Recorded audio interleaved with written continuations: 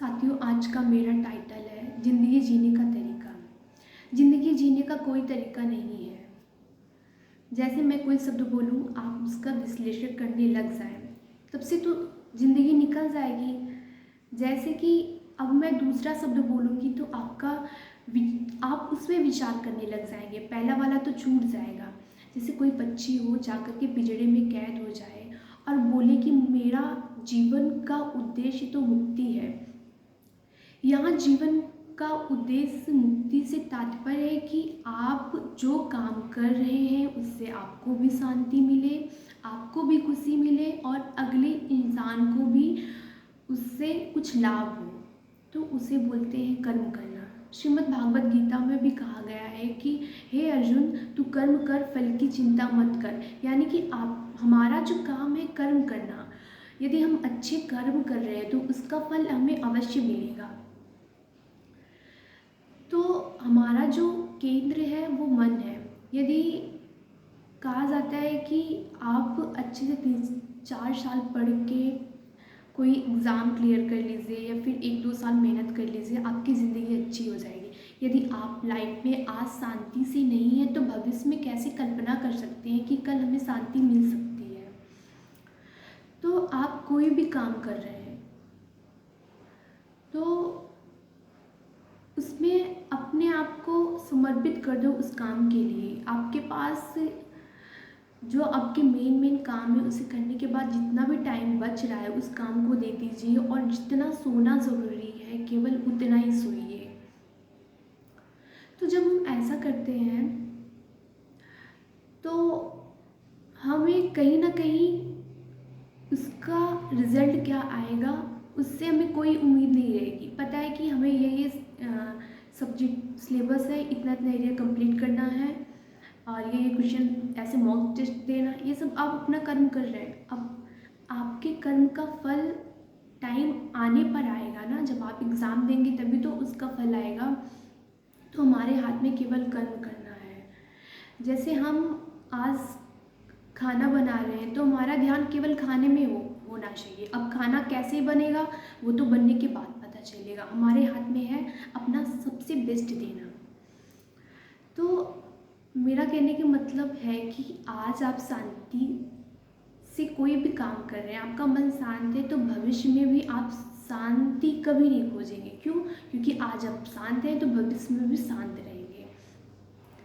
आप अपने तन से, शरीर से कोई काम करिए। सुबह उठिए, चाहे मॉर्निंग वॉक करिए या फिर आप योगा करिए, ध्यान करिए, कुछ ना कुछ एक्टिविटी अवश्य करिए और मन से भी मजबूत होइए। मन से मजबूत होने का मतलब है कि अभी जो आपके पास टाइम है वो, यदि आप स्टूडेंट हैं तो पढ़िए, अपना 100% दीजिए।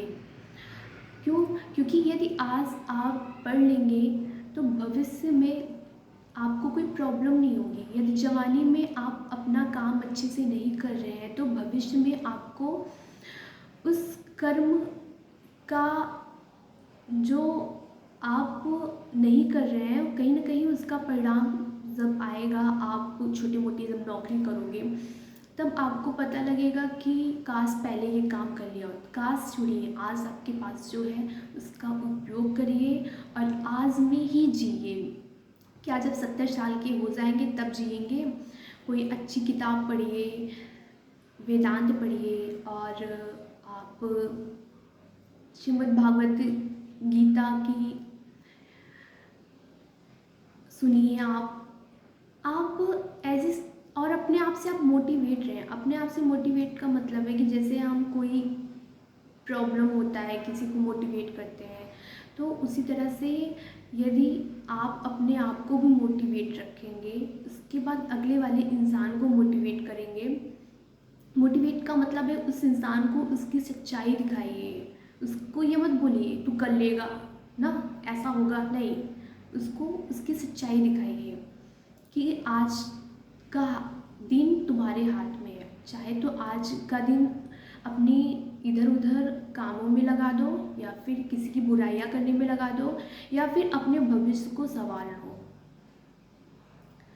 तो जीवन जीने का जो तरीका, ये प्रश्न मन में तब उठता है जब हमारे पास कोई सार्थक काम नहीं होता है, जब हम अंदर से कमज़ोर होते हैं, अपने काम को करना नहीं चाहते हैं और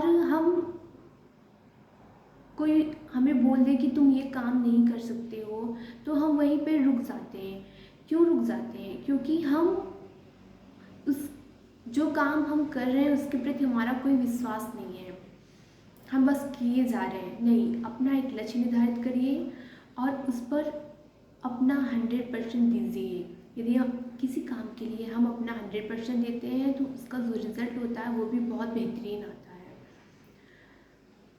तो स्वयं भी आनंद में जिए और दूसरों को भी आनंद मिले, ऐसा काम करिए।